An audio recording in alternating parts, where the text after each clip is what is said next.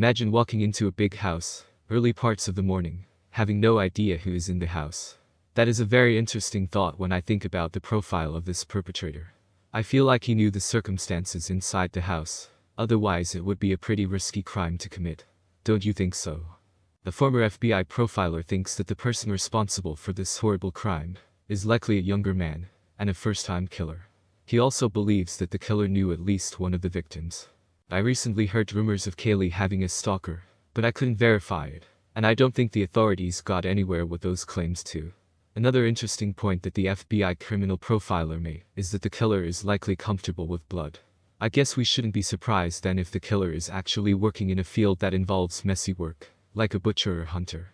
If the killer was targeting one specific person in the house, and saw them enter the house, there is also a possibility that the killer didn't know exactly which room the person slept in. The FBI profiler said they may have stopped at 4 victims because they got to their intended victim.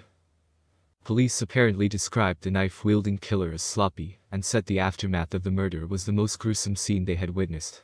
It could be that the killer is very inexperienced and has never done something like this before. The motive for such a vicious attack is a big question.